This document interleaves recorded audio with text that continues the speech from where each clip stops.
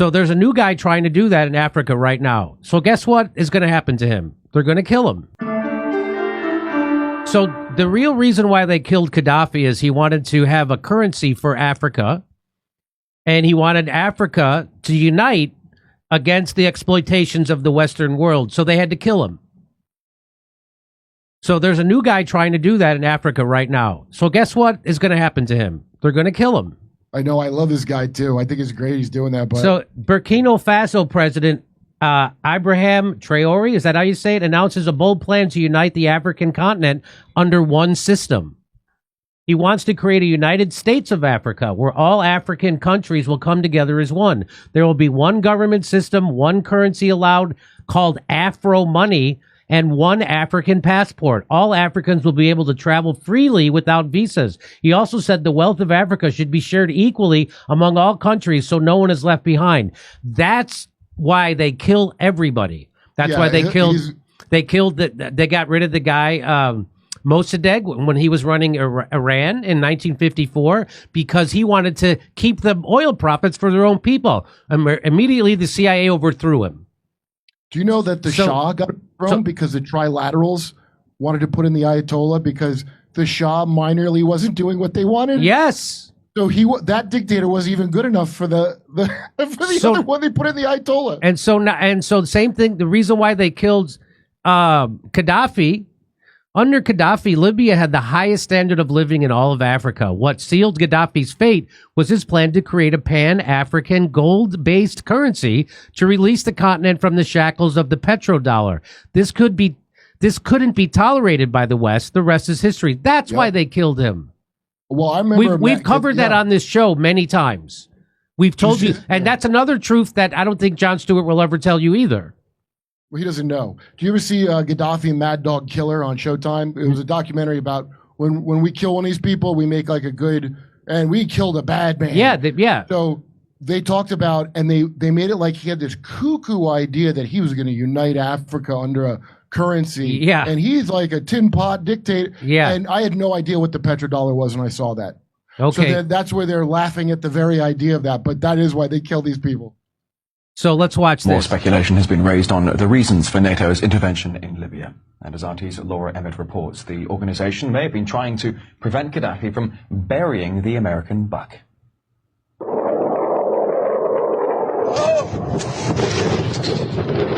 According to some, it's about protecting civilians.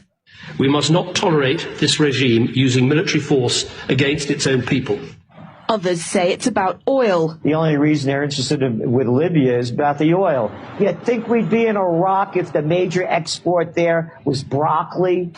But some are convinced intervention in Libya is all about currency, specifically Gaddafi's plan to introduce the gold dinar, a single African currency made from gold, a true sharing of the wealth. It's one of these things that you have to plan almost in secret, because as soon as you say you're going to change over from the dollar to something else, you're going to be targeted. There were two conferences on this, one in 96 and another one in the year 2000, called the World Mataba Conference, organized by Gaddafi. And everybody was interested. I think most countries in Africa were keen. Gaddafi didn't give up. In the months leading up to the military intervention, he called on African and Muslim nations to join together to create this new currency that would rival the dollar and euro. They would sell oil and other resources around the world only for gold dinars. It's an idea that would shift the economic balance of the world. Countries' wealth would depend on how much gold they have, not how many dollars they trade. And Libya has 144 tons of gold. The UK has double that, but 10 times the population. If Gaddafi had an intent to try to reprice his oil or whatever else the country was selling in the global markets and accept something else as a currency, or maybe launch a gold dinar currency, any move such as that would certainly not be welcomed by the power elite today who are responsible for controlling the world's central banks. So yes, that would certainly be something that would cause his immediate dismissal and the need for other reasons to be brought forth for removing him from power. So That's why if you haven't watched the show before and the segments we've done on why they killed Libya or Gaddafi and overthrew Libya, that's why he was going to create a dinar, a dollar for all of Africa that would compete with the euro and the American dollar. And they can't have that. That's exactly what because that's how we control Africa, because we have the U.S. reserve currency as the reserve currency of the world. And that's why we can put sanctions on countries and things like that. And that's why there's BRICS now. And that's what he was way ahead of it, Gaddafi, trying to get off the U.S. dollar. And they stopped it, and they did it by killing him. And of course, they told everybody he was a bad person, even though his country was doing the best of any country in Africa. They had the highest standard of living. Everybody had education. Everybody had a house. Everybody had health care. Everybody had housing. Everybody had everything. And then we had to overthrow it. And now we turn it into a failed state run by terrorists, because that's better. Burkina Faso, they got destabilized because of what we did. That's why the Burkina Faso guy is sick of us in France. That destabilized all the countries around it. That's how that guy got in there. You know that, right? No. Yeah, Burkina Faso is one of the directly affected nations by overthrowing Gaddafi that way. They're sick of that shit. Just as our strength lies in unified policy and action for progress and development, so the strength of the imperialists lies in our disunity. We in Africa can only meet them effectively by presenting a unified front and a continental purpose. So that's what they don't want. That's what the West, the WEF, NATO, the United States, that's what they don't want. They don't want people just like they don't want us coming together in the United States. They don't want the countries of Africa coming together. They need to keep them fighting amongst each other so they can control them. Like mafia. It's like just the most mafia thing I've ever heard. On this day in 1966, the U.S. and Britain colluded in a coup that deposed Kwame Nkrumah, the first leader of independent Ghana and co-founder of a non-aligned movement, because they considered his Pan-Africanist politics to be a threat to Western interests in the region. They've been doing this since forever. This isn't new. The day will come when history will speak, but it will not be the history which will be taught in Brussels, Paris, Washington, or the United Nations. Africa will write its own history, and in both North and South, it will be the history of glory and dignity. So that was Patrice Lumumba. He didn't last long after that. No, after committing one of the most brutal genocides in history, Belgium partnered with the CIA to assassinate Congo's first leader, Patrice Lumumba, a brilliant Pan-Africanist who sought to unite Africa against neocolonialism. They then dissolved his body in sulfuric acid. So that's what the West does in Africa.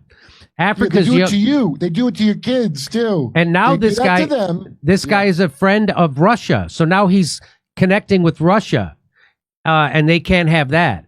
Since coming to power in September 2022, after the country's second coup that year, this guy, Traore, I think that's how you say his name, has dwelt on a rhetoric of self-reliance and independence from the West, particularly former colonial ruler France, a message that often resonates with young Africans in the diaspora.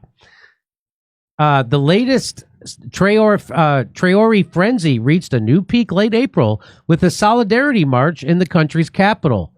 Following an alleged coup attempt and comments by General Michael Langley, the head of U.S. military in Africa, accusing Burkina Faso leader of misusing the country's gold reserves. Of course.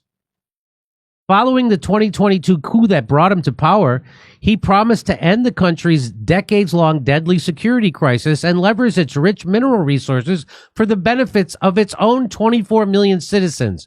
The West can't have that.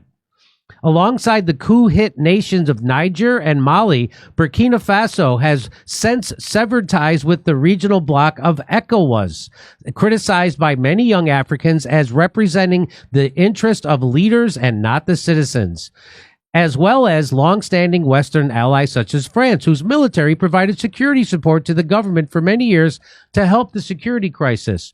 Analysts and locals suggest that these factors, combined with his youth, have contributed to Traore's appeal among young Africans. There is a growing consciousness among African youth at home and abroad that they need to do something about the continent's lack of progress. It appears Traore has become the face of that consciousness. A senior fellow at the Sengali-based Timbuktu Institute for Peace Studies attributes the current frenzy surrounding Traore primarily to his popularity and Russian-driven propaganda. Despite Burkina Faso's worsening security crisis, Traore still has so much resonance and interest simply because of propaganda. In Africa, there is deep frustration with their traditional leadership, so there is polarized anger. So this is the AP trying to tell you that this guy's just being propped up, and there's nothing real about him. Still, allegations of propaganda do not adequately explain the excitement that has built up around Africa's youngest ruler, according to Chidi Akanalu, an African analyst and professor at Tufts University. Traore articulates a revolutionary message that is appealing to young populations frustrated by the thievery of what passes for democracy in their own countries. That's what's happening. So you'll never have a leader that good in this country, ever. Ever. We'll never have a leader that good in this country. And so watch for that guy. They're going to find a way to kill that guy and overthrow him. Yeah, we taught everybody a lesson. Anytime we're going to get a leader that does that, well, they all around the world. Yeah, they did it to RFK. They did it to JFK.